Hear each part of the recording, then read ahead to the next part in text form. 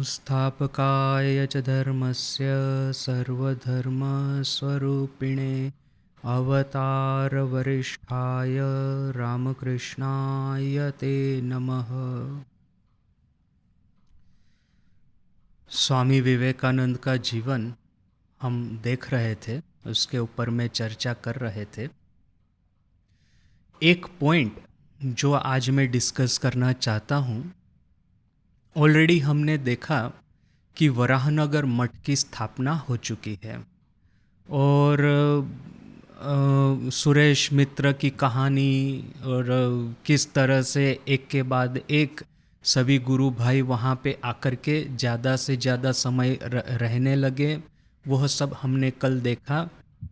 Initially तो वराहनगर मठ के बारे में ऐसा सोचा गया था कि जिनके पास में रहने के लिए और घर वापस जाने के लिए कोई जगह नहीं है, जिन्होंने खजूर के पेड़ से दोनों हाथ दोनों पैर माने खोल करके माने मुक्त करके जंप लगाया है, आँख बंद करके ठाकुर के आशीर्वाद और ठाकुर की जो करुणा है उस पे भरोसा करके ये एक ब्लाइंड जंप माने लीप ऑफ फेथ ये जो इन्होंने किया है, तो उनके लिए रहने की जगह चाहिए थी। लाटू था, काली था, तारकदा थे, बूढ़ो गोपाल थे, इनके पास में और कहीं पे जाने की जगह नहीं थी, तो वे लोग वहाँ पे रहने लगे। किंतु धीरे धीरे करके देखा कि बाकी सब गुरु भाई भी वहाँ पे आकर के ज़्यादा से ज़्यादा समय मठ में ही बिताते हैं और इवेंचुअली वहीं पे रह जाते हैं।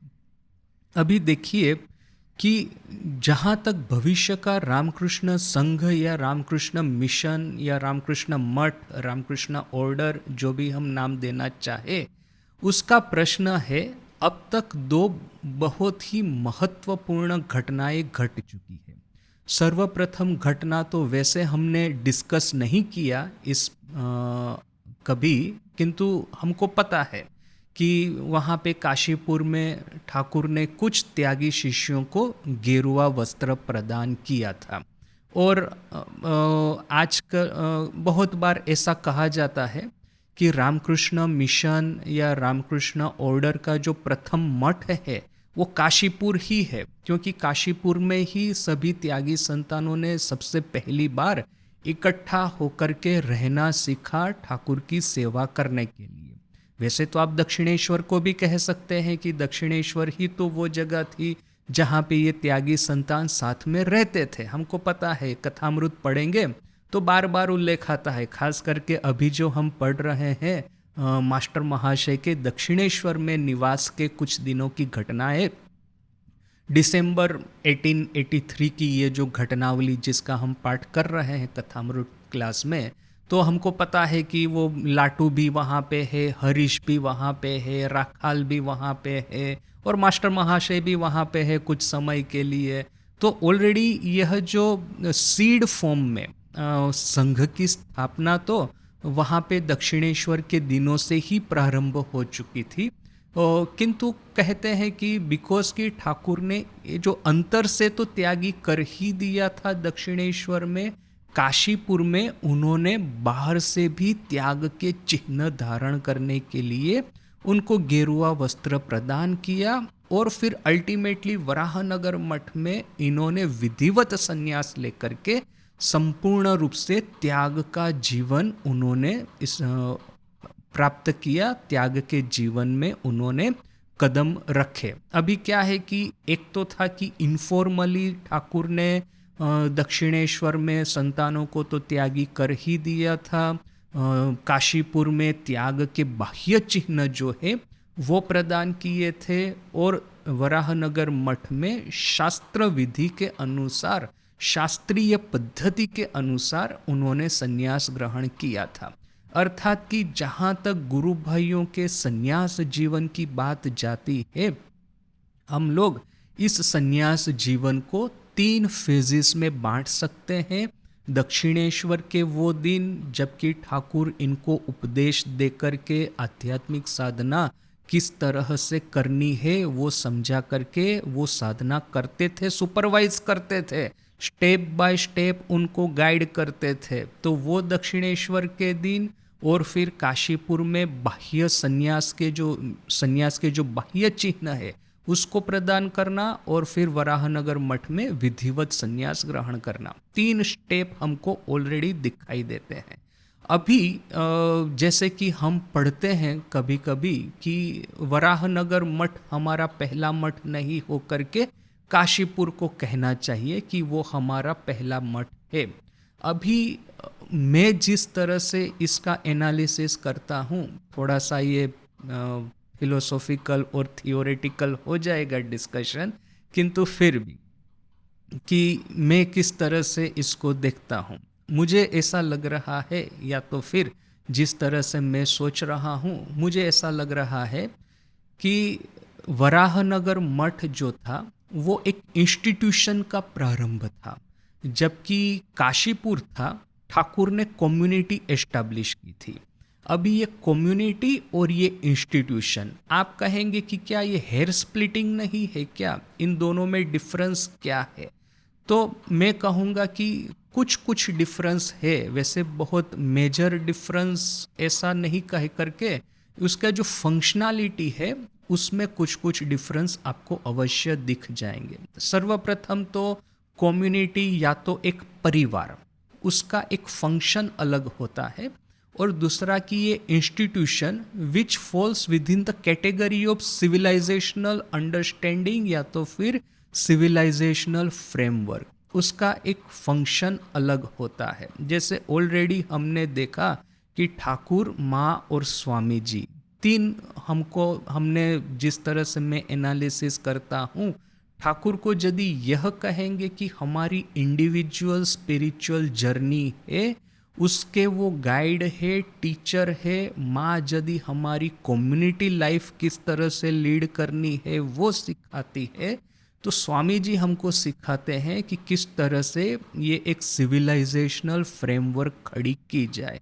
तो इस दृष्टि से देखिए कि दक्षिणेश्वर के जो दिन थे वो एक्चुअली ठाकुर का जो टीचिंग था, या तो फिर ठाकुर का जो मुख्य पर्पस था पृथ्वी पे आगमन करने का, वो दक्षिणेश्वर में जैसे कि उन्होंने उसको संपूर्ण रूप से उसको निभाया है। दक्षिणेश्वर में जो संतान उनके पास में आते थे, वो चाहे गृहस्थ हो कि चाहे ये यंग लड़के हो, जिसमें से कोई कोई भविष्य में त्याग का रास्ता अपनाएंगे, कोई कोई नहीं भी अपनाएंगे, जैसे कि भवनाथ है, या तो फिर ये पलटू है, या तो पूर्ण है, या तो छोटो नरेन है। हमको पता है कि ठाकुर के पास में बहुत सारे लड़के आते थे, उसमें से कुछ कुछ लोगों ने इंस्पाइट की बहुत ही हाई आध्यात्मिक उन्नति उनके जीवन में थी।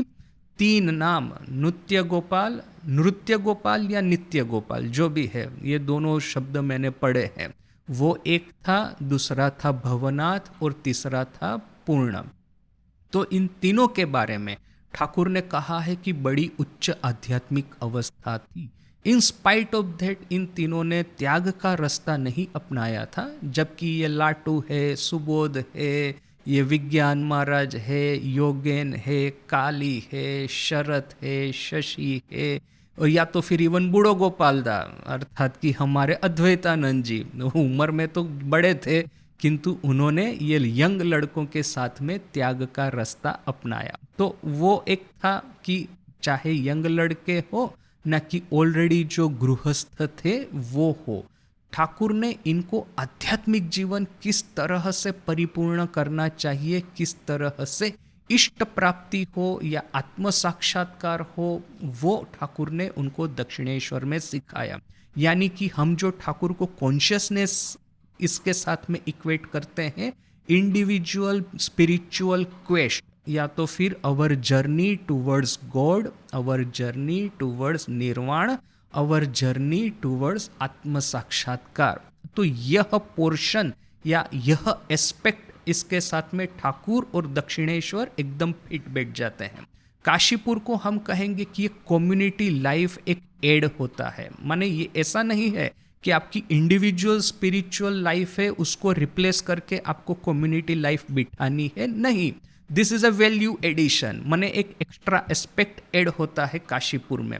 और इसीलिए आप देखेंगे कि गंभीरानंद जी महाराज ने माँ की जीवनी में स्पष्ट रूप से लिखा है कि जैसे जैसे ठाकुर की वाचा रुद्ध होती गई, ठाकुर का वाक रुद्ध होना प्रारंभ हो गया, बोलने में तकलीफ प्रारंभ हो गई, इशारों इशारों से बात कर रहे हैं, समझा रहे हैं, तो वैसे ही माँ का ये लीडरशिप रोल है वो धीरे धीरे करके बढ़ने लगा। जो त्यागी संतान अभी तक ठाकुर के ऊपर में भरोसा करके बैठते थे, या तो फिर कहेंगे कि ठाकुर क्या आदेश करते हैं उसका पालन करने के लिए ये लोग तत्पर रहते थे, तो उनकी यह जो शरणागति या डिवोशन या तो श्रद्धा अभी माँ के ऊपर में भी इतनी ही बढ़ने लगी। माँ क्वाइटली बैकग्राउंड में रह करके वो धीरे धीरे करके माँ ने लीडरशिप रोल लेना प्रारंभ कर दिया और यह कम्युनिटी लाइफ यहाँ पे प्रारंभ होती है।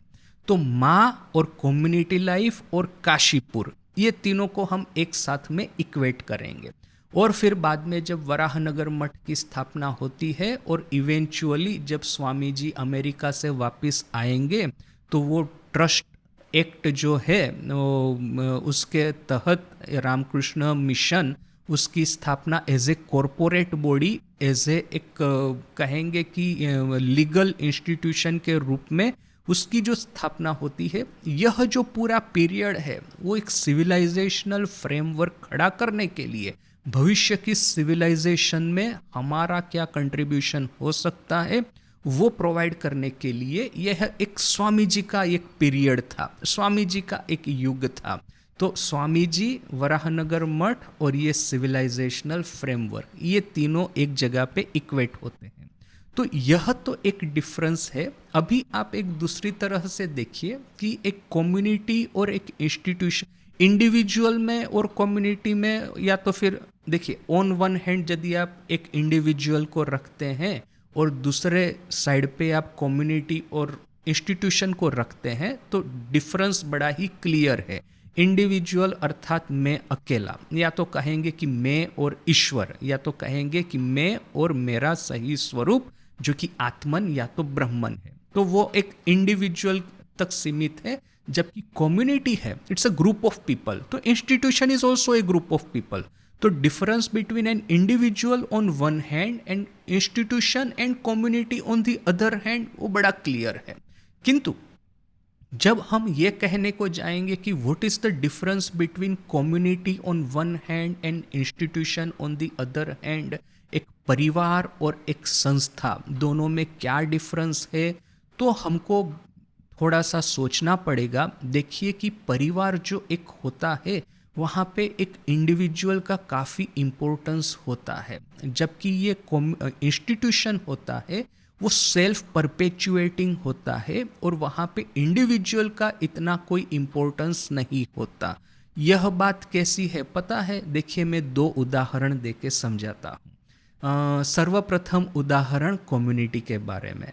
जब योगानंद जी महाराज उनकी महासमाधि हुई, माँ ने एक स्टेटमेंट दिया जिसको कि मैंने जब पहली बार पढ़ा मैं बहुत ही आश्चर्यचकित हो गया। मैंने कहा कि माँ इस तरह से बात क्यों करती है, जो कि हमने अभी तक जो रामकृष्ण मिशन के बारे में जो कुछ पढ़ा है उसके साथ में माँ का ये स्टेटमेंट किसी भी तरह से कहीं पे भी मिलता नहीं है। माँ ने क्या कहा था कि एक ईंट टूटी है, अभी ये पूरी इमारत ढह जाएगी। तो क्या माँ ये कहना चाहती है कि रामकृष्ण संघ, रामकृष्ण मिशन, रामकृष्ण मठ ये तो अभी तो प्रारंभ हुआ है, किंतु सिर्फ योगानंद जी महाराज की महासमाधि की वजह से ये पूरा रामकृष्ण मिशन जो है भविष्य में पूरा उसका ये हो जाएगा, डिसइंटीग्रेट हो जाएगा? क्या माँ ये कहना चाहती है? एक्चुअली नहीं। थोड़ा सा सोच के देखिए कि ये कम्युनिटी जो है त्यागी संतानों की, और माँ के सेंटर में रख करके ये त्यागी संतानों की जो कम्युनिटी, जिसको और माने आप ये जो रिंग्स आफ्टर रिंग्स बनाते जाइए, सेंटर में है माँ शारदा देवी, फिर इनर सर्कल जो है वो त्यागी संतानों का बना है, आउटर सर्कल जो है वो बना है ये गृहस्थ भक्तों का। तो ये माँ उसके सेंटर में, फिर इनर सर्कल है त्यागी संतानों का और आउटर सर्कल है गृहस्थ भक्तों का। ये जो कम्युनिटी ठाकुर ने काशीपुर में बनाई थी उसकी पहली ईंट टूटी थी, और ये कम्युनिटी धीरे धीरे करके वो तो मृत्यु की ओर तो जाने ही वाली है। अब जैसे अभी उस समय योगेन महाराज की महासमाधि हुई थी, 1902 में स्वामी जी की महासमाधि होगी, 1904 में ये निरंजनानंद जी की होगी, फिर ये अद्वैतानंद जी, उसके बाद में शशि महाराज, उसके बाद में त्रिगुणातीतानंद जी, उसके बाद में अपने प्रेमानंद जी, लाटू महाराज है, उसके बाद में अपने राजा महाराज है, तुरानंद जी है, शरत महाराज है, फिर सुबोधानंद जी है, उसके बाद में महापुरुष महाराज, आखिर में फिर अखंडानंद जी, विज्ञानानंद जी, और अल्टीमेटली 1939 के आसपास में देखेंगे तो आखिरी जिनका महासमाधि होने वाला था वो थे अपने अभेदानंद जी। तो वो योगेन महाराज की महासमाधि से प्रारंभ होकर के, और 1920 में ऑफ कोर्स श्री श्री माँ, तो वही आई थिंक योगेन महाराज की महासमाधि हुई थी 1898 के आसपास में। तो वहाँ से प्रारंभ करके ये 1939 के आसपास ये जो अभेदानंद जी की महासमाधि हुई, तो ठाकुर ने जो कम्युनिटी का गठन किया था, उस कम्युनिटी के जो ओरिजिनल मेंबर जितने भी थे, और साथ में ही देखिए सुरेन बाबू है, उनका निधन हुआ, बलराम बाबू का निधन हुआ, मास्टर महाशय है, गिरीश घोष है, योगेन माँ है, गोलाब माँ है, सब तो एक के बाद एक चल बसे हैं। तो जो कम्युनिटी ठाकुर ने रचना की थी काशीपुर में, उसमें से तो सभी का मृत्यु होने ही वाला था, महासमाधि होने ही वाली थी। तो इस अर्थ में माँ ने कहा है कि इस इमारत की एक ईंट टूटी है, अभी पूरी इमारत ढह जाएगी। तो यह हो गया कम्युनिटी के बारे में। ऑन दी अदर हैंड आप इंस्टीट्यूशन के बारे में देखिए, प्रेमेशानंद जी का वो फेमस ये घटना है कि उस समय जो प्रेसिडेंट महाराज थे, तो प्रेसिडेंट महाराज की महासमाधि हुई थी, प्रेसिडेंट महाराज का मृत्यु हुआ था। तो किसी भक्त ने या तो फिर किसी साधु ने जाकर के प्रेमेशानंद जी के पास में दुख करते हुए कहा कि महाराज की महासमाधि हुई है, महाराज आज रामकृष्ण लोक में चल बसे हैं। तब प्रेमेशानंद जी महाराज ने उनको सांत्वना देने के लिए यह दुर्गा पूजा का उदाहरण दिया था। क्या कहा था कि देखिए कि जैसे प्रत्येक साल, हर साल में बेलूर मठ में दुर्गा पूजा होती है, दुर्गा प्रतिमा उसकी प्राण प्रतिष्ठा होती है, और एक के बाद एक षष्ठी, सप्तमी, अष्टमी, नवमी पूजा समाप्त करके दशहरा के दिन माँ को जल समाधि करवाई जाती है। तो अब देखिए कि अब जैसे माँ की जल समाधि हुई या तो फिर विसर्जन जैसे हुआ, तो नेक्स्ट ईयर फिर से नई दुर्गा प्रतिमा करके, फिर से यही प्राण प्रतिष्ठा करके, फिर से वही पूजा समाप्त करके, फिर से माँ को इस तरह से विसर्जन करेंगे।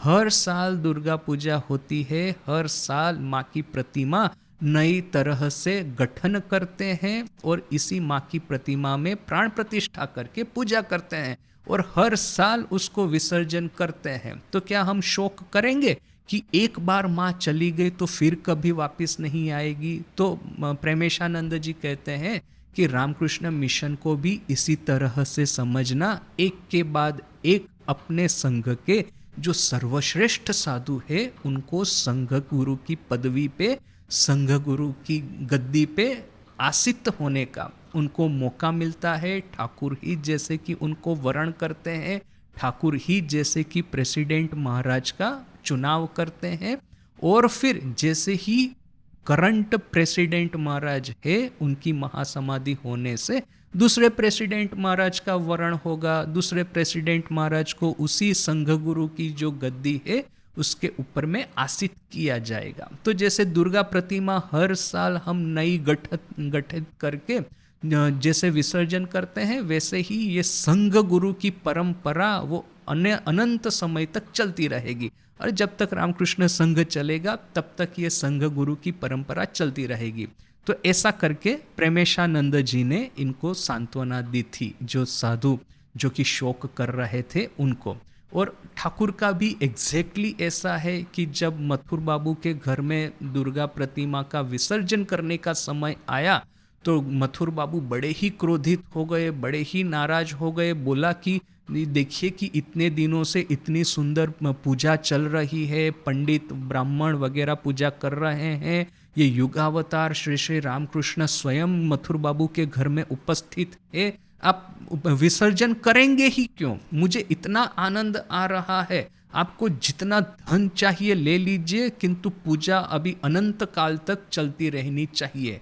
तो यह बात सुनकर के जो पुजारी पंडित ब्राह्मण थे डर गए। वे लोग कहे कि ये तो शास्त्र के विरुद्ध में हो जाएगा कि दुर्गा पूजा प्रारंभ की है और दशहरा को विसर्जन नहीं कर रहे हैं। तो फिर ठाकुर को अपील की गई। ठाकुर ही ये पगला, जब ये मथुर बाबू का एक बार एक डिटर्मिनेशन कर लेते हैं, एक बार क्रोधित हो जाते हैं, तो उनको ठंडा करने के लिए उनका कान पकड़ करके सही दिशा दिखाने की क्षमता सिर्फ ठाकुर में ही है।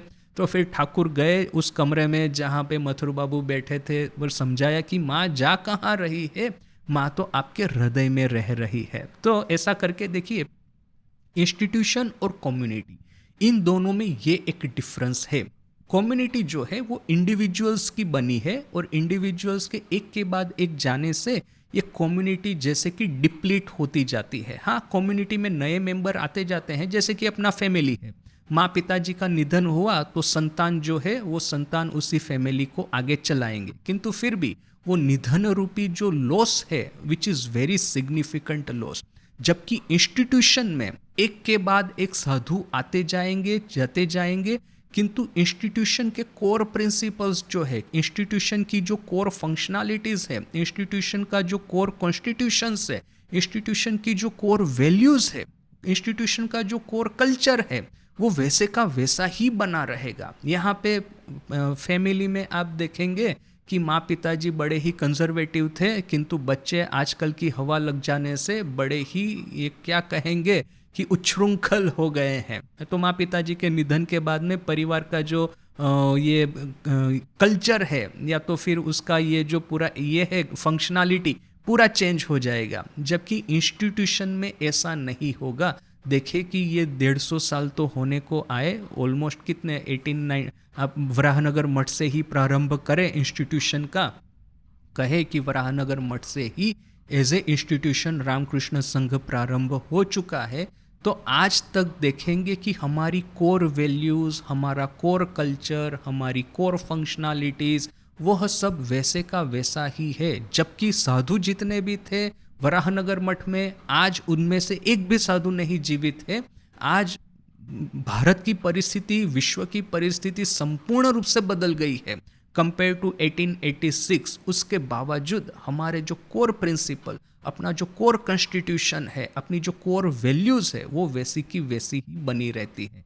ये इंस्टीट्यूशन का मेजर फंक्शन यही है कि जो उसका जो बेसिक आइडियाज़ है, बेसिक वैल्यूज़ है, उसको प्रोपेगेट करना year after year, decade after decade, century after century, millennia after millennia, age after age. ये बुद्धिस्ट संघ है, जो पुराने पुराने इंस्टीट्यूशंस को देखिए, बुद्धिस्ट संघ या तो फिर ये कैथोलिक चर्च, इतने कैथोलिक चर्च खास करके उसने अभी भी अपना एक कॉरपोरेट स्ट्रक्चर बना करके रखा है, सेंट्रलाइज्ड कॉरपोरेट स्ट्रक्चर। बुद्धिस्ट संघ जबकि बिखर गया है, बहुत सारी बुद्धिस्ट मोनेस्ट्रीज है, बहुत सारे बुद्धिस्ट ऑर्डर होंगे, किंतु कोई सेंट्रल अथॉरिटी जैसा कुछ नहीं वहाँ पे।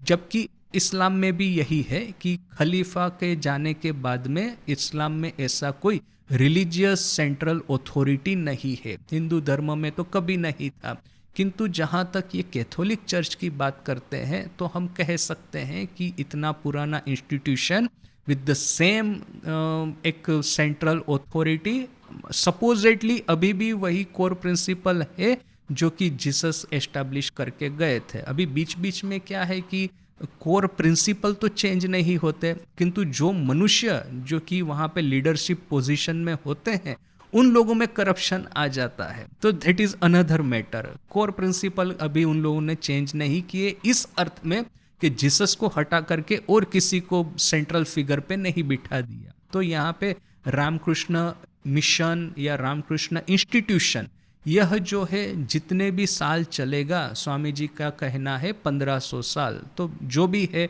जितना भी चले, अपना जो कोर प्रिंसिपल ठाकुर माँ स्वामी जी का लाइफ एंड टीचिंग्स वो तो वैसे का वैसा ही बना रहेगा। There will be no change at all. हाँ, जो हम लोग है, हम लोगों में इधर उधर करप्शन आ जा सकता है, डज नॉट मैटर, किंतु प्रिंसिपल्स जो है, कल्चर जो है, वैल्यूज जो है, स्पिरिचुअल प्रैक्टिसेस जो है, वो तो एज इट इज बनी ही रहेगी।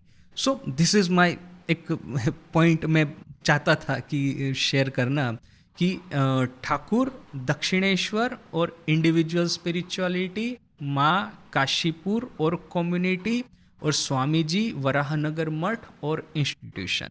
तो अभी देखते हैं थोड़ा सा आगे क्या होता है।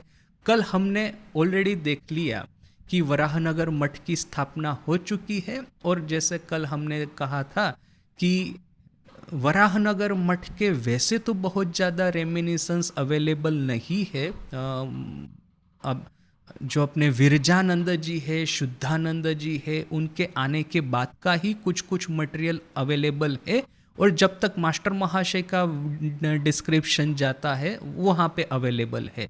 तो बीच वाला जो पार्ट है, अनफॉर्चुनेटली देखिए, ये बात मैंने बहुत सालों पहले पढ़ी थी, कहाँ पे पढ़ी थी ये मैं भूल गया, किंतु एक ऐसा इंसिडेंट वहाँ पे वराहनगर मठ में हुआ कि आज पढ़ करके, आज सुन करके, जान करके हमको बहुत दुख होगा।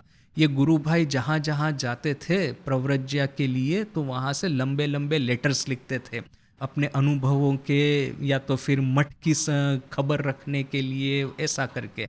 तो मठ से भी लेटर जाते थे और गुरु भाई भी लिखते थे। ये मैं उस समय की बात कर रहा हूँ कि स्वामी जी अमेरिका गए होंगे उससे पहले की, या तो फिर स्वामी जी अमेरिका गए हैं और अभी उन्होंने वहाँ से जो पत्र परंपरा अभी तक प्रारंभ नहीं की है। तो ये उन दिनों की घटना है, जो डार्क डेज है अपनी हिस्ट्री के, माने मिस्टीरियस जो दिन है, उस समय की यह बातें हैं। तो अनफॉर्चुनेटली हुआ ऐसा कि एक दिन निरंजनानंद जी ने मठ में देखा कि बहुत सारे पत्र इकट्ठा हो गए हैं, और हम वे लोग तो थे सब नेंगटो सन्यासी, माने नंगे सन्यासी, ना ही ये कोई परिग्रह करना है, ना ही वस्त्र रखने हैं, ना ही कोई फर्नीचर रखना है, ना ही ये सब कोई चीज़ों का संग्रह करना है। तो झूठ मूठ के इतने सब पत्र पड़े हैं, तो क्या किया जाए, तो सबको इकट्ठा करके उन्होंने जला दिया। अभी देखिए कि वो पत्र आज हमारे पास में होते, तो यह जो पीरियड है वराहनगर मठ का, ये 1886 से लेकर के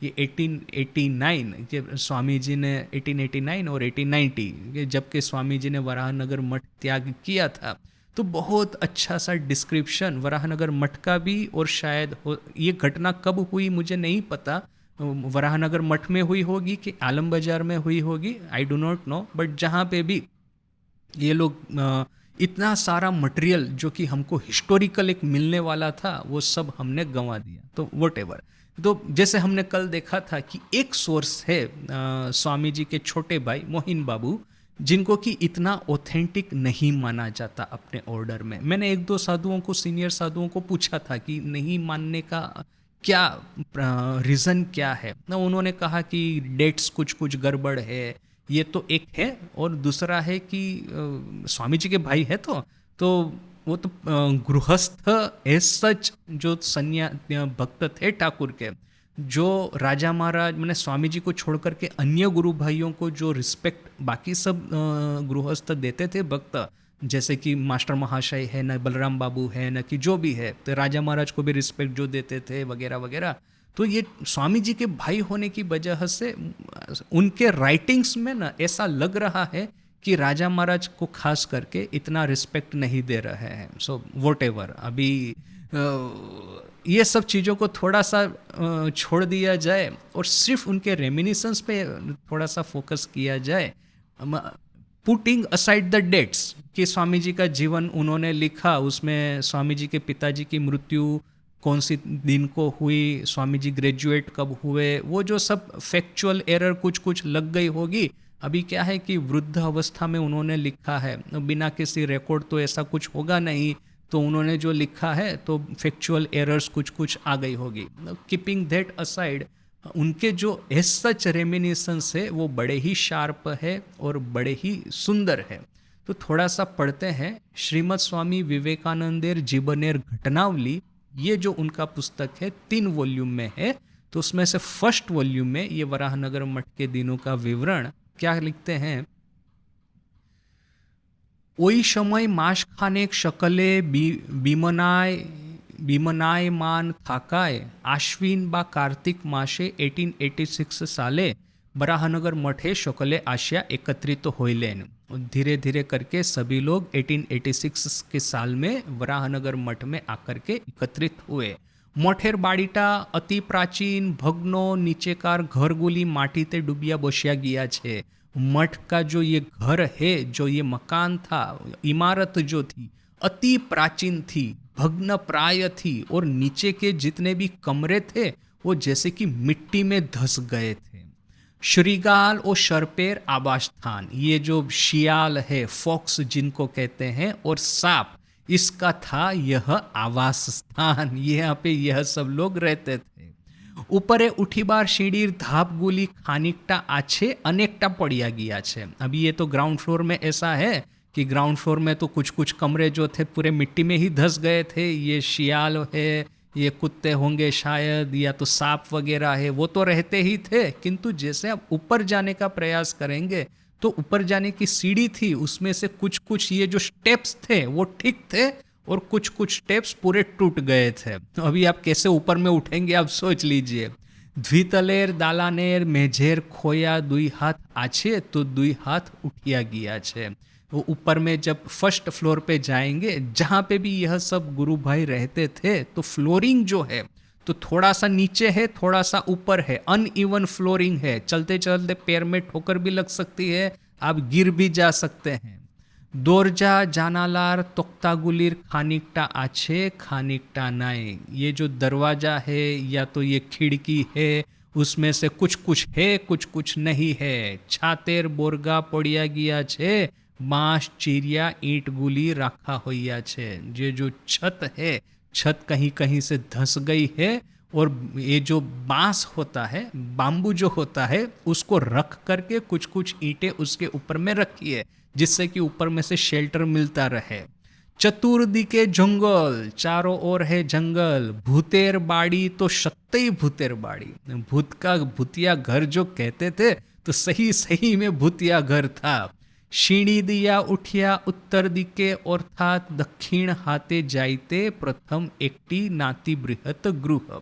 जब सीढ़ी उठ करके आप उत्तर की ओर जाएंगे तो दक्षिण के ओर जाने की समय में पहले तो एक मध्यम साइज का एक कमरा था, जेटी के काली वेदांतीर बा काली तपस्वीर घर बोला जाए तो इसको काली वेदांती या काली तपस्वी का घर कहा जाता। ताहार पर 2 धाप उठिया एकटी छोटो दरजा एवं भीतर जाइबार पथ। तो इसके बाद में थोड़ा सा उठेंगे तो मिलेगा, एक छोटा दरवाजा मिलेगा और भीतर में जाने का रास्ता मिलेगा। आर एकटू ढुकेले बांदी के ठाकुरेर घर एवं सम्मुखे एकटी लंबा दालान और दालानेर पश्चिमे एकटी बड़ो घर। अभी ये जो पूरा घर का डिस्क्रिप्शन है वो मैं छोड़ देता हूँ यहाँ पे, क्योंकि जब तक आप वहाँ की मुलाकात नहीं लेंगे तब तक पता नहीं चलेगा। अभी एक मठ हमारे हाथ में आ गया है वैसे, किंतु मुझे पता नहीं ओरिजिनल स्ट्रक्चर वहाँ का वो कितना है कितना नहीं है। एनीवे, काशीपुरेर बागाने श्री श्री रामकृष्ण देवेर जे शज्जा बालिश और व्यवहृत द्रव्यादि छिलो ताहा संरक्षित होइलो। यहाँ पे एक घर है, एक कमरा है, वहाँ पे काशीपुर के गार्डन में ठाकुर का जो शैया यानी कि बेड, बालिश यानी कि ये पिलो और वो जो व्यवहृत जो द्रव्य थे वो सब एक जगह पे संग्रहित था। मेझेर ऊपर शज्जा स्थापन करा होइया छिलो, पालंग तखन एकटाओ छिलो ना। जमीन के ऊपर में ही बेड रखा हुआ था, जिसको पलंग या तो फिर ये जो ये कहते हैं एक्चुअल बेड, वो उस समय नहीं था। दानादेर घोरे अर्थात काली तपस्वीर घरटीर व्यतीत एकटी अपर जे एकटी बड़ो गृह ताहार नाम दानादेर घर, अर्थात कि यहाँ पे जैसे एक बड़ा कमरा जहाँ पे ये सब गुरु भाई लोग मिल करके चर्चा करते थे, साधन भजन करते थे, तपस्या करते थे, गप लगाते थे, कीर्तन करते थे, उसको कहते थे दानादेर घर। दाना अर्थात कि दानव, दानव दैत्य, दैत्य दानव का कमरा। ये क्यों, क्या इस तरह से नाम क्यों दिया गया? क्योंकि यह सब भी तो अपने को भैरव के समान ही समझते थे। स्वामी जी ने कहा ना कि जीसस को जेले मालारा पूजे छिलो, ठाकुरेर काछे यूनिवर्सिटीर दाना दत्तीरा ब्रह्म दत्तीरा ऐसे छिलो। अर्थात कि जीसस के पास में ये जेले अर्थात कि मछुआरा जो है, यह सब लोगों ने, किसान है, मछुआरे हैं, ऐसे लोगों ने जीसस को पूजा था। किंतु ठाकुर के पास में ये यूनिवर्सिटी के ब्रह्म दैत्य आकर के इकट्ठा हुए हैं। ठाकुर की वो कैपेसिटी थी कि यूनिवर्सिटी के दानव और ब्रह्म दैत्यों को वो ब्रेन वॉश कर सके। तो इस हिसाब से कमरे का नाम था दानवों का कमरा या तो दानव दैत्यों का कमरा। थोड़ा सा और मैं स्किप कर देता हूँ क्योंकि इसी तरह का वो पूरा कमरे का डिस्क्रिप्शन है। इसके बाद में मोहिन बाबू वराहनगर मठ में आहार का बंदोबस्त कैसा था वो लिखते हैं।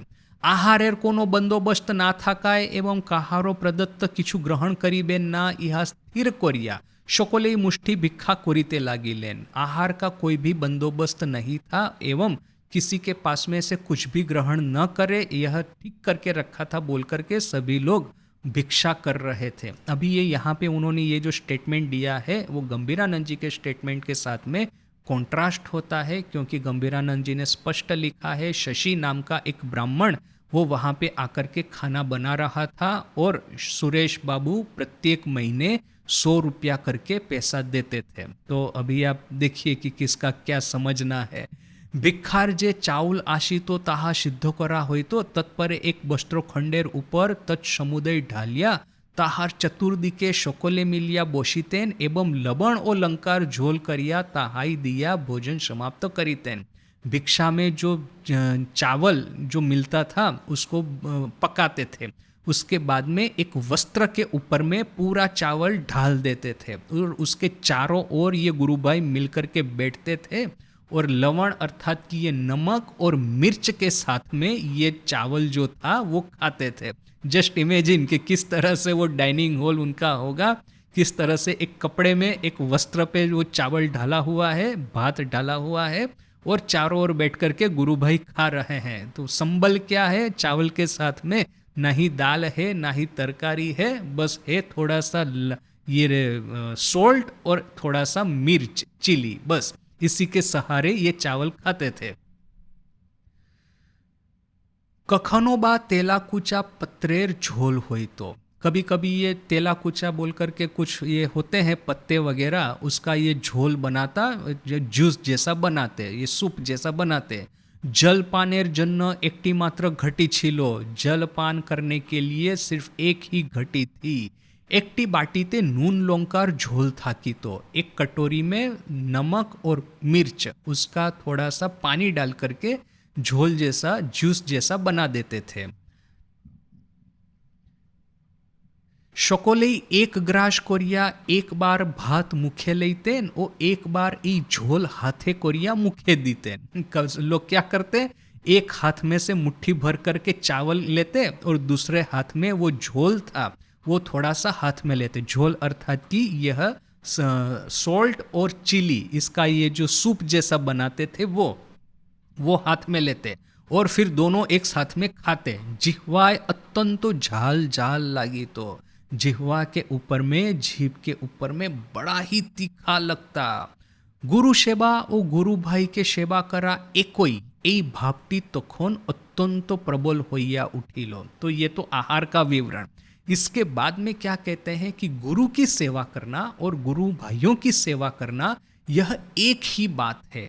ये भाव उस समय गुरु भाइयों में बड़ा ही प्रबल हो उठा। उपरकार पायखाना तीते पश्चातेर पुष्करिणीर जोल आन्या राखा होय तो, ऊपर में जो टॉयलेट था उसमें पीछे में जो एक पुष्करिणी थी, तालाब था, वहां से पानी ला करके रखा जाता। गोटा दुई माटीर गामला छिलो ताहातेई जोल थाकी तो, मिट्टी के 2 बर्तन थे उसमें पानी रहता। एक दिन प्रसंगक्रमे नरेंद्रनाथ कहिलेन तिनी 16 आना कठोर करे छिलेन, आमरा की तार एक आनाओ करते पारबो ना। एक दिन नरेंद्र ने कहा कि ठाकुर ने 16 आना कठोरता की थी, तो क्या हम एक आना भी कठोरता नहीं कर पाएंगे? परमहंस मशाई অপরের পায়খানা ধুয়ে দিয়ে এসেছিলেন আর আমরা কি তার নাম করে কিছুই करते पारबो ना? परमहंस महाशय दूसरों के टॉयलेट है, पायखाना जो है वो क्लीन करते थे, तो क्या हम लोग उनका नाम लेकर के यहाँ पे इकट्ठा हुए हैं तो हम क्या कुछ नहीं कर पाएंगे? তিনি এই কথা এইরূপ হৃদয়স্পর্শী ভাবে বলিয়াছিলেন যে সকলের ভিতর সেবার ভাব ও কঠোরতা করিবার ইচ্ছা अग्निशिखार नाय प्रज्वलित होइया उठिल। नरेन ने यह बात इतनी हृदयस्पर्शी रूप से कही थी कि सबके भीतर में सेवा का भाव और कठोरता करने की इच्छा, तपस्या करने की इच्छा अग्निशिखा की तरह प्रज्वलित हो उठी। प्रथमे एक दिन सकलेर असाक्षाते एकजन पायखानाटी धुइया दिया, दुई तीनटी हुक्काते जल बदलाइया दिया, कोलकेते तामाक टीका ठीक करिया राखिलेन। पहले तो क्या हुआ, एक गुरु भाई ने लोग और किसी को न दिखे इस तरह से क्या किया कि पायखाना अर्थात टॉयलेट धो दिया, और फिर जो हुक्का पान ये लोग करते थे, जो सबका हैबिट था वहाँ पे हुक्का पान, सबका तो नहीं किंतु ये नरेन और राखल तो हमको पक्का पता है, तो ये जो हुक्का जो स्मोक करते थे उसको उसके भीतर में ये जो ये डालना होता है, तम्बाकू डालना होता है, फिर ये जो कोयला डालना होता है, फिर जो पूरा हुक्का एक बार ख़त्म हो जाता है तो उसमें से जो राख होती है, राख निकालनी होती है, तो इस तरह से हुक्का सजा दिया, 2-3 हुक्का सजा दिया। निद्रा भंगेर पर सकले पायखानाय गिया देखें जे पायखाना परिष्कार, तामाक तैयारी। जब सब लोग नींद से उठे और टॉयलेट में जाकर के देखा तो टॉयलेट एकदम क्लीन कर दिया गया है और जो हुक्का है, हुक्का तैयार होकर के रखा गया है। देखिए जो ठाकुर कहते हैं ना, मने वने और कोणे, इस तरह से जब ध्यान करना है जो कि लोग देख न पाए, आपको ये प्रदर्शन कभी नहीं करना, तो यहाँ पे भी सेवा का भी प्रदर्शन नहीं करना। जिस गुरु भाई ने यह टॉयलेट क्लीन किया था, जिस गुरु भाई ने स्मोकिंग के लिए हुक्का तैयार किया था, इस तरह से किया कि किसी को पता नहीं है कि ये गुरु भाई ये कर रहा है। और ठाकुर स्वामी जी ने कहा ना कि परमहंस महाशय इतना सब कठोरता करके गए, क्या हम इसका एक अंश भी न कर पाएंगे? इस तरह से प्राण के आवेग के साथ में यह बात बताई कि सबके हृदय में ये अग्निशिखा की तरह सेवा करने का भाव प्रज्वल हो गया। और सेवा भी कैसे करनी है, मने वने और कोणे, अर्थात कि किसी को पता न चलना चाहिए कि मैं सेवा कर रहा हूँ। तो दूसरे दिन जब गुरु भाई उठ करके देखे तो टॉयलेट भी क्लीन है और फिर वहाँ पे हुक्का भी तैयार है। और अभी का विवरण देखिए, निद्रा भंगेर, हाँ जो वहाँ पे गए, अच्छा, पायखानार मल पतनेर जन्य एकटी मात्र गर्त, एक जन शौचे बसिलेन तो अपर एक कयेक जन स्व स्व पादद्वयर ऊपर जानुनत करिया बसिया धूमपान एवं वेदांत और नाना शास्त्रेर आलोचना करिते छेन। टॉयलेट करने के लिए एक ही मात्र गड्ढा है वहाँ पे, तो एक गुरु भाई यदि वो शौच कर रहा है तो बाकी सब वहाँ पे बैठ करके या तो धूम्रपान कर रहे हैं या तो शास्त्र की चर्चा कर रहे हैं। पुनराय आर एक जन बेग आशिया छे तो तीनी मलत्याग बसिलेन, अपर को एक जन धूमपान करीते करीते शास्त्र चर्चा करीते छे। और किसी को वेग आया है तो वो मलत्याग कर रहे हैं और बाकी के सब धूम्रपान करते करते शास्त्र चर्चा करते हैं। এই रूपे पर्यायक्रमे एक जन कोरिया शौचे बसीते छेन ओ अन्य कएक जन शास्त्र आलोचना करीते छेन। इस तरह से बारी बारी से कोई कोई शौच करते हैं तो बाकी के शास्त्र की आलोचना करते हैं। शौच स्थल बैठक खाना परिणत होइलो, शौच स्थल बैठक खाने में परिणत हुआ। शकले दिगंबर ओ मध्य मध्य कौतुक रहस्यादि ओ चलिते छे, सभी लोग दिगंबर है और बीच बीच में हास्य विनोद भी चल रहा है। तो अब ये देखिए कि हम लोग सब पढ़ते हैं डिस्क्रिप्शन की, बहुत तपस्या की है, बहुत कठोरता की है और उनके भीतर में आत्मीयता का भाव भी बड़ा प्रचंड था, शास्त्र चर्चा भी बहुत की है। तो एक्चुअली जब हम एक्चुअल डिस्क्रिप्शन पढ़ने को जाते हैं तो हमको लगता है हाय रे, ये लोग इस तरह से भी रहते थे। मुझे यदि बोल दिया जाए कि तुम इस तरह से बैठो वहाँ पे, आई डोंट थिंक कि मैं बैठ पाऊंगा। एक तो ठाकुर कहते हैं लज्जा घृणा भय, ये तीन थकते नहीं, ये तो हमारे में है ही है। किंतु देखिए एक कम्युनिटी बनाने का अर्थ क्या है, देखिए यह एक बड़ा ही इम्पोर्टेंट फैक्टर है। पहले कम्युनिटी क्यों, बाद में संस्था क्यों? क्योंकि कोई भी संस्था जो होती है, कोई भी एक इंस्टीट्यूशन होता है, उसका फाउंडेशन है ये प्रेम, भालोबाशा। ये प्रेम यदि नहीं होगा, एक कम्युनिटी बॉन्डिंग बड़ा ही स्ट्रांग नहीं होगा, तब तक ना उसके कंधे पे ये संस्था बनेगी नहीं। आज हम यहाँ पे जो कुछ लोग बैठे हैं, 10-15 लोग मिलकर के यह सोचे कि चलो हम लोग भी एक संस्था बनाते हैं, तो वो संस्था ज़्यादा दिन टिकने वाली नहीं। क्यों? क्योंकि अपने भीतर में वो कम्युनिटी का बॉन्ड जो है वो इतना स्ट्रांग नहीं है कि जीवन हमारे सामने जो चैलेंज फेंकेगा वो सब चैलेंज हम अपने साथ में मिल करके उसका सामना करेंगे। एक दूसरे को हम पीठ में खंजर नहीं मारेंगे। स्वामी जी ने क्या कहा था कि तुम सभी लोग, स्वामी जी गुरु भाइयों को एड्रेस करके कहते हैं, संबोधित करके कहते हैं कि जब तक तुम लोग कमर कस करके मेरे साथ में खड़े रहते हो, तब तक मैं इस पूरे विश्व के साथ में युद्ध कर सकता हूं। अर्थात देखिए, वैसे तो स्वामी जी अमेरिका में हैं, अकेले हैं, ना ही शशि महाराज, लाटू महाराज, काली महाराज, कोई भी उनको सहाय करने के लिए अमेरिका नहीं जाने वाले। किंतु ये जो मेंटल बॉन्डिंग जो है, एक मेंटल सधियारा है, भरोसा है कि हाँ ये गुरु भाई लोग मेरे साथ में है। ठाकुर और माँ तो है ही है, किंतु साथ में ये गुरु भाई भी मेरे साथ में। ये जो एक भीतर में से एक रीएश्योरेंस जो मिलता है, वो रीएश्योरेंस की वजह से स्वामी जी इतना बड़ा चैलेंज जो है वो स्वीकार करने को तैयार हो गए थे। देखिए हमारे जीवन में जो कोई भी साइकोलॉजिकल मेंटल डिसऑर्डर प्रकट होते हैं, हम लोगों के साथ में प्रॉब्लम क्या होता है पता है कि माने, और तो बहुत सारे प्रॉब्लम है प्रॉब्लम का कोई अंत नहीं है हमारे जीवन में, बट एक सिग्निफिकेंट प्रॉब्लम यह है कि कम्युनिटी लाइफ का अभाव, एक परिवार का अभाव, जिसको हूफ कहते हैं गुजराती में, या तो फिर ये जो वार्मथ कहते हैं इंग्लिश में। एक वार्मथ हमको मिलनी चाहिए ह्यूमन रिलेशन में से, और जब नहीं मिलती है तो हमारे साइकोलॉजी में एक अभाव रह जाता है। ये अभाव की वजह से हमारी साइकोलॉजी हमेशा थोड़ी सी एबनॉर्मल सी होती रहेगी। ये जो जितने भी सीरियल किलर्स है, ये सोशियोपैथ है, उन सब के, अब जैसे हिटलर, वो अभी हिटलर का साइकोलॉजी स्टडी करेंगे, उसके पिताजी उसको बेल्ट से मारते थे, बहुत मारते थे। तो क्या है कि पिताजी से जो एक वार्मथ मिलनी चाहिए, एक प्रेम, एक सहारा मिलना चाहिए, एक केयर मिलनी चाहिए, वो नहीं मिल करके उसकी साइकोलॉजी में वो गड्ढा हमेशा के लिए बन गया, वो एक ब्लैक होल बन गया। और इसी ब्लैक होल में से बाद में ये इनसिक्योरिटी है, क्रूअल्टी है, वो सब प्रारंभ होता है। जबकि इन बच्चों में जो कि बहुत ही परिवार का प्रेम मिलता है, देखेंगे कि एक रीएश्योरेंस होता है। कल हम श्रद्धा की बात कर रहे थे ना, बाद में आज मैं सोच रहा था ये कम्युनिटी के बारे में, तो मुझे ऐसा लगा कि मेरे भीतर में यह जो एक श्रद्धा आई है कि हाँ मैं घर छोड़ करके कहाँ पे भी जा सकता हूँ। और घर मैंने जब इनिशियली छोड़ा था, मैंने यह नहीं सोचा था कि मैं रामकृष्ण मिशन ज्वाइन करूँगा, मैंने तो यही सोचा था कि मैं ट्राइबल डेवलपमेंट करूँगा।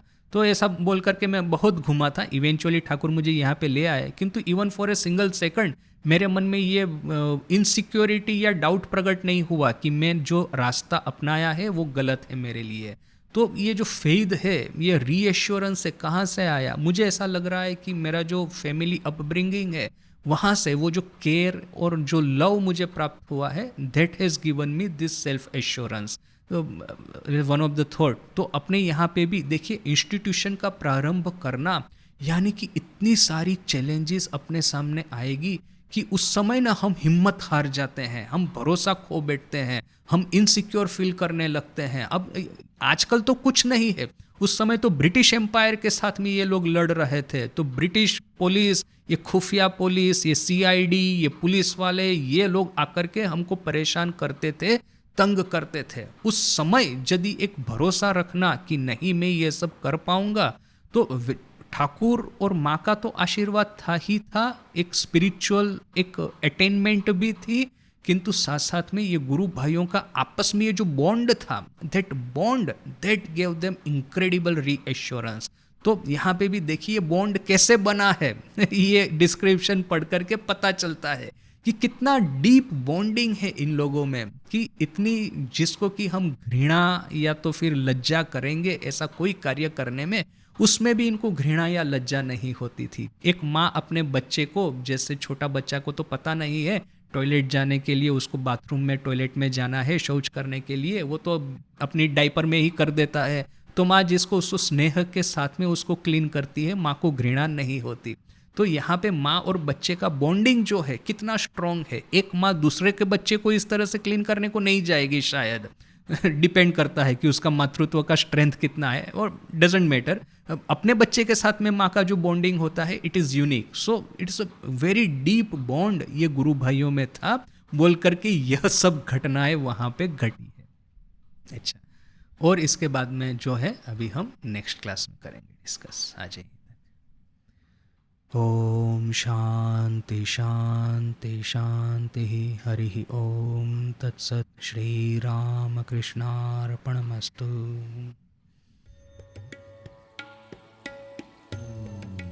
आइसबर्ग कहते हैं ना कि आइसबर्ग 1/3 ऊपर होता है, 2/3 पानी में रहता है। तो यहाँ पे तो 1/10 दिख रहा है, 9/10 अदृश्य है। देखिए, उनके माइंडसेट का हम इमेजिनेशन भी नहीं कर सकते। तो उनके साथ में 3 चीज़ें इकट्ठा हुई थी। तो एक तो है कि ठाकुर के साथ में रह कर के साधना की है, सिद्धि प्राप्त की है। दूसरा कि ठाकुर और माँ का स्वयं आशीर्वाद प्राप्त था। और तीसरा कि आपस में जो बॉन्डिंग था। तो माइंड स्टेट जो है, उनका मेंटल स्टेट जो है, वो कितना सॉलिडली पावरफुल होगा, जिसको हम आत्मश्रद्धा कहते हैं। मैंने शास्त्र में जिसको आत्मश्रद्धा कही जाती है, वो सही में वो आत्मश्रद्धा का लेवल कितना हाई होगा इन लोगों में। जस्ट इमेजिन, हम लोग मतलब इमेजिन भी नहीं कर पाएंगे इस हद तक उन लोगों में ये आत्मश्रद्धा थी, शरणागति थी, तपस्या, तितिक्षा करने की कैपेसिटी थी। ये बॉन्डिंग था बोल करके ही इंस्टीट्यूशन खड़ा हुआ ना। कोई भी इंस्टीट्यूशन देखिए आप, बुद्धिस्ट इंस्टीट्यूशन, मैंने बुद्धिस्ट संघ है, ये क्रिश्चियनिटी है, इस्लाम है, देखिए उसका सीड क्या है कि जो ओरिजिनल डायरेक्ट डिसाइपल थे, इन लोगों में प्रेम। ये बुद्धा के जीसस के जो एपोस्टल्स थे, या तो फिर ये मोहम्मद के जो कंपेनियंस थे, बुद्ध के जो डायरेक्ट डिसाइपल थे, इन लोगों में जो बॉन्ड था वो इतना स्ट्रॉन्ग था कि पूरे जगत के साथ में लड़ लेंगे। और इसी बॉन्ड के ऊपर में तो इंस्टीट्यूशन खड़ा होता है ना। बहुत सारे इंस्टीट्यूशन फेल क्यों हो जाते हैं कि जो लोग पार्टनरशिप में स्टार्ट करते हैं, आप थोड़े दिनों के बाद में पता चला कि उन्हीं लोगों में मतभेद होना शुरू हो गया है। एक दूसरे के पीछे में बातें करता है, दूसरा उसके सामने गद्दारी करता है, बोल करके वो तो इंस्टीट्यूशन बिखर जाएगा।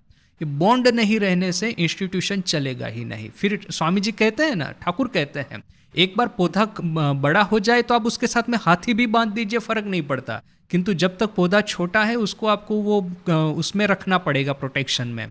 सो इनिशियल स्टेजेस में वो बॉन्डिंग होना चाहिए। अभी रामकृष्ण मिशन की जो अवस्था है, इवन उसी टाइम में देखिए कि अभेदानंद जी छोड़ करके चले गए, फिर मिशन को फिर कोई फर्क नहीं पड़ा। भले ही चाहे गुरु भाइयों का जो बॉन्ड हो उस समय टूटा भी हो, माने ऊपर ऊपर से, किंतु इंस्टीट्यूशन को फर्क नहीं पड़ा। क्यों? बाय द टाइम अभेदानंद जी ने छोड़ा है, अपना जो फाउंडेशन है इतना स्ट्रांगली बिल्ड हो गया है कि अभी कुछ भी हो जाए फर्क नहीं पड़ने वाला। तो ये बॉन्डिंग, ये फाउंडेशन लगा कहाँ पे? दैट इज़ वराहनगर मठ। क्योंकि वराहनगर मठ के आखिर में तो फिर गुरु भाइयों ने प्रव्रज्या करना स्टार्ट कर दिया था, स्वामी जी खुद छोड़ करके चले गए थे, इसलिए बोल करके आलम बाजार मठ का वो इम्पोर्टेंस नहीं है। और उसके बाद में तो सीधा फिर ये बेलूर मठ ही प्रारंभ होता है, नीलांबर मुखर्जी गार्डन। तो वो तो फिर एक एडवांस स्टेट आ जाता है, जिसको सॉलिड फाउंडेशन कहते हैं, वो लगा है सिर्फ और सिर्फ वराहनगर मठ में। सो दैट इज़ वाई कि उस दिनों की घटनाओं का इतना इंपॉर्टेंस है। और that is why it is so unfortunate कि डिटेल डिस्क्रिप्शन हमारे पास में इतना ज़्यादा नहीं है। फॉर्चुनेटली ये मोहिन बाबू का जो है अपने पास में, इट इज़ मैंने बहुत अच्छा डिस्क्रिप्शन है। हम पढ़ेंगे एक के बाद एक घटनाएं, बहुत अच्छी अच्छी घटनाएं हैं, यूनिक घटनाएं हैं, जिसको कि आप और कहीं पे नहीं प्राप्त करेंगे, और कहीं लिखी नहीं है, कहीं पढ़ने में नहीं आएगी ना। देखिए ना, ठाकुर ने अपने बालों से रसिक मेहतर का टॉयलेट क्लीन किया। अब आप सोच लीजिए कि वो जो एक आदमी आया था कि वो कहता है कि ये गंगा का पानी है, वो जो एक आया था ना, वो मैंने कपड़े अस्त व्यस्त थे, चिल्ला चिल्ला करके वो स्तोत्र पाठ किया था कि गंगा का पानी और ये कादो कीचड़ का पानी एक लगने लगे तब बोलना कि ब्रह्मज्ञान हो गया है। हालांकि यहाँ पे तामसी लोगों की बात नहीं है, तामसिक लोगों को तो वैसे ही सब इक्वल लगता है, उन लोगों की बात नहीं है। जो हाईली सात्विक है उन लोगों के मन में ये होता है, लज्जा घृणा भय बड़ा स्ट्रांग होता है, होना ही चाहिए। जो ब्राह्मण है पूजा करेंगे देवालय में, खाना बनाएंगे, तो उनको तो ये सब हेल्थ एंड सैनिटेशन तो बड़ा ही क्लियर होना चाहिए। किंतु जब साधना के उच्च आयाम में आप प्रवेश करते हैं तब यह सब आपको छोड़ देना है। किंतु एक बात है, पहले लज्जा घृणा भय लाना होगा, बाद में वो समाप्त होगा। जैसे स्वामी जी ने कहा ना कि तुम्हारे पास में त्याग करने के लिए क्या है, तो पहले तो त्याग करने के लिए इकट्ठा करो, बाद में उसको त्याग करो। तो बुद्ध के पास में त्याग करने के लिए साम्राज्य था, तो इसलिए माँ कहती है कि ठाकुर ने भले कहा लज्जा घृणा भय तीन थाकते नहीं, आमी बोलछी लज्जा घृणा भय तीन थाकते होए। मैं कहती हूँ कि लज्जा घृणा भय तीन रहने से होगा। पहले तो उसको लाना होगा। एक स्वामी जी क्या कहते हैं, first become a gentleman then become a sadhu. तो पहले तो जेंटलमैन बनना होगा, एक स्टैंडर्ड अपना लाइफ का लाना होगा, बाद में वो त्याग के पथ पे आगे बढ़ना है। मेरा कहना है कि सब एक साथ में पढ़ना शुरू कर दीजिए। वो ठाकुर कहते हैं ना, वो राग रागिणी, वो एक एक करके वो एक बजाता है, एक राग, मैं तो सब राग रागिणी बजाऊंगा। सब एक साथ में पढ़ना चाहिए, क्योंकि क्या है कि अपना ह्यूमन माइंड जो है ना वो बोर बहुत इजीली हो जाता है। तो आप एक टॉपिक लेके ज़्यादा पढ़ेंगे ना वो बोर हो जाएगा, फिर आप बोलेंगे इसको रख दो, थोड़ा एंटरटेनमेंट करते हैं, सो विच विल बी, वो पूरा एक दूसरी डायरेक्शन में जाएगा। तो इसे बेटर है सुबह को कथामृत पढ़ा, दोपहर को मायर कथा पढ़ा, माँ की बातें पढ़ी, शाम को डायरेक्ट डिसाइपल के बारे में पढ़ दिया, बीच बीच में कहीं पे शास्त्र विवेक चूड़ामणि वगैरह उठा दिया। मिक्स एंड मैच करना है, it's a best solution in spiritual life. सोचेंगे कि मैं पहले विवेक चूड़ामणि पढ़ लूँ और फिर बाकी सब पढ़ूंगा, या तो पहले कथामृत पढ़ लूँ बाकी सब पढ़ूंगा, कुछ ही समय के बाद में ना माइंड बोर हो जाएगा। ये बोर्डम जो है बहुत बड़ा है, तमस, दिस इज नथिंग बट तमस। तो तमस आएगा ही आएगा रास्ते में। So always change the topic, change the books, change the sadhana, no problem.